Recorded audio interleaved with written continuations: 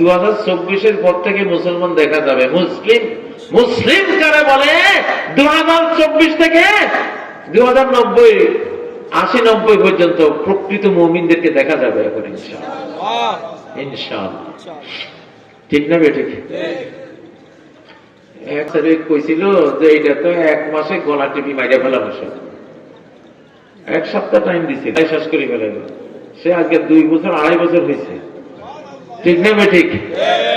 নাগাসাকিতে যে atom bomb ফেলাইছে তার মতো 20-25টা ওখানে ফেলা হয়ে গেছে, বুঝছেন? এখনো কোন কুল কিনারা না, ছোট্ট গ্রাম একটাই গোটা পৃথিবীর শক্তি দিয়া কিচ্ছু করতে পারো নাই, আর গোটা মুসলিম জাহান তো রইয়াই গেছে ইনশাআল্লাহ, ঠিক না বেঠিক? ইমানদার এখন দেখা যাবে পৃথিবীতে ইনশাআল্লাহ, ভয় নাই কোনো। এখন আমরা মৌমাছি হব, কি হব? মৌমাছি। যদি ভালো ভালো থাকো, মধু খাওয়াবো, গন্ডগোল করবা, হুল ফুটাই দেখবো একেবারে, ঠিক না ঠিক? হ্যাঁ, তাকবীর তাকবীর।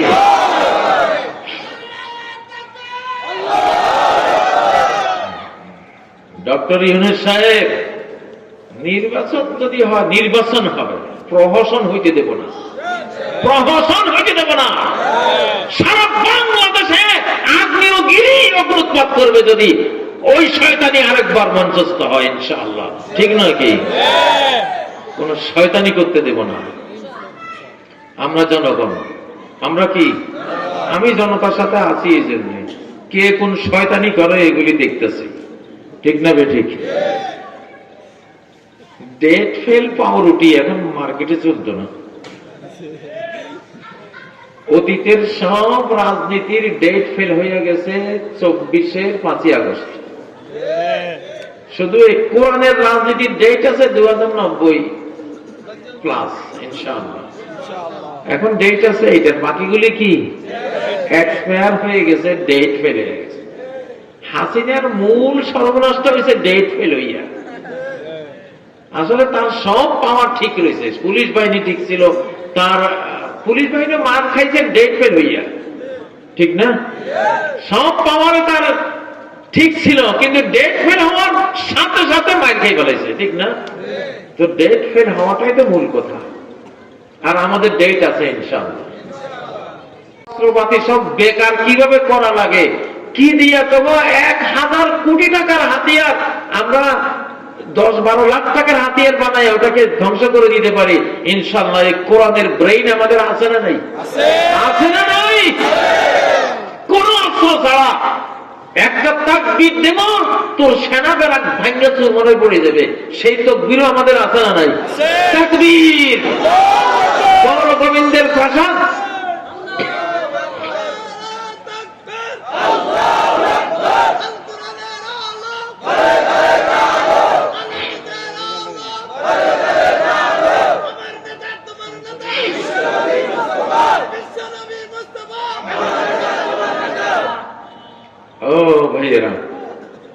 এখন দোয়া করে দেব, এক দোয়া তোর এক মহাদেশ তলায় দেব, কি করবি?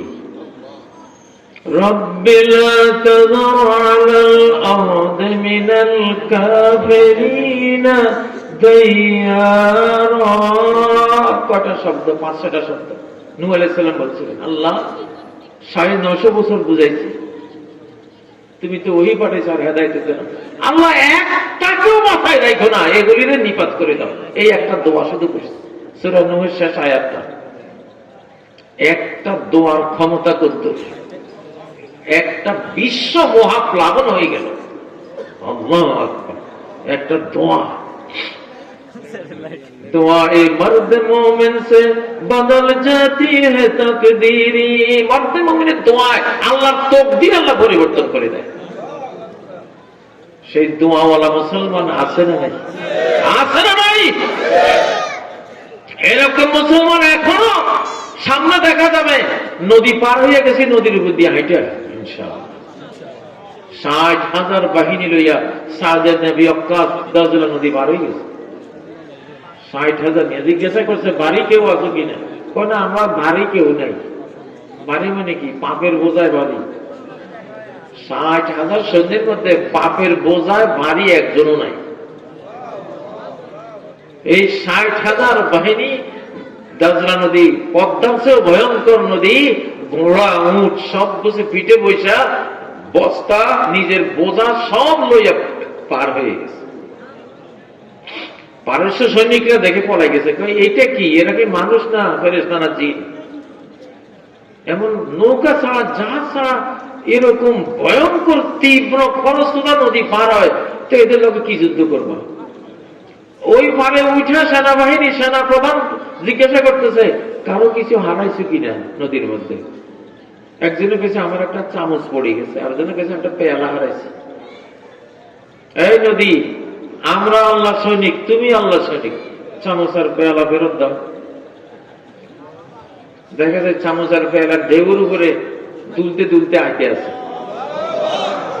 এইটারে কয় মুসলিম, এটারে কয় কি মুসলিম। আল্লাহু আকবার।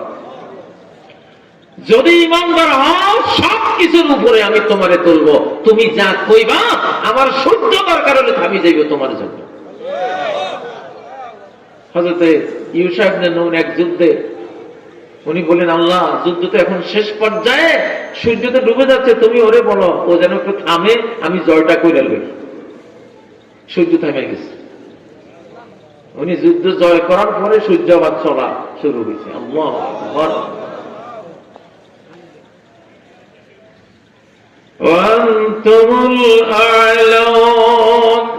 তোমরা সব কিছুর ঊর্ধ্বে যদি ইমানদার হও। যদি কি হোক, 7 যুবক, আসহাবে কাহাফের 7 যুবক, সূর্য সকালে উঠতে ডান দিকে, রোদ ডান দিকে নিয়ে যাইতে, যাতে ওদের খাড়া রোদ গায়ে না পড়ে। বাম বিকেলের বেলায় বাম অ্যাঙ্গেলে যাইতো, যাতে বিকেলের রোদ ওদের গায়ে না পড়ে। সূর্য পরিবর্তন করে দিয়েছে আল্লাহ। ঈমান সূর্যের উপরে, ঈমান মহাকাশের উপরে, ঈমান কুল মাখলুকাতের উপরে মুমিনকে তুলে ধরে। আল্লাহু আকবার। আফ্রিকার জঙ্গলে ঈমানদারদের এক দল গেছে, আফ্রিকাতে ধর্ম প্রচার করবে। যুদ্ধ বেসে গেছে, বর্বর জাতি আছে ওখানে, সেজন্য বর্বররা বলল যে কয়টা মুসলমান আছে, আমাদের আফ্রিকার গহীন জঙ্গলে যে ভয়ঙ্কর সিংহ, টাইগার, যে ভাল্লুক, হায়না, হিংস্র হাজার হাজার প্রাণী আছে, এরা তো রাত্রে খাইয়া ফেলাইব সবগুলি। এই কথা শুনে হযরত উকবা ইবনে নাফি সেনাপতি, উনি একটা কাগজ লিখলেন, 2 লাইন লিখে বক্তৃতা দিলেন। এই বনের সিংহরা, বনের বাঘ, ভাল্লুক, হায়নারা, সাপ, বিচ্ছুরা, যত হিংস্র প্রাণীরা আছে, আমরা আল্লাহর দিন প্রচারে, আমরা মুজাহিদ যোদ্ধারা এখানে আসছি, এখানে আমাদের সেনা ক্যাম্প করব। আমার এই বক্তৃতা শোনার সাথে সাথে সবাই এলাকা ত্যাগ করো। আগামীকাল সকালে যাকে যদি পাই তোমাদের কাউকে, তাহলে সেই মৃত্যুদণ্ডের জন্য আমাদেরকে দোষ দিবে না। দেখে যে সিংহ, বাঘ, ভাল্লুক, হায়না বন বাদা উজাড় করিয়া কিয়ামত করে সব ভাবতে আছে। বর্বররা কইল যে এইটা কোন জাত, এরা আমাদের খায়, আর এরা কারা আইলো যে এদের কথা সব ভাবতেছে জঙ্গল ছেড়ে। আরে মুসলমান তো এখনো দেখো নাই রে দুনিয়ার মানুষ, এখন দেখবা ইনশাআল্লাহ।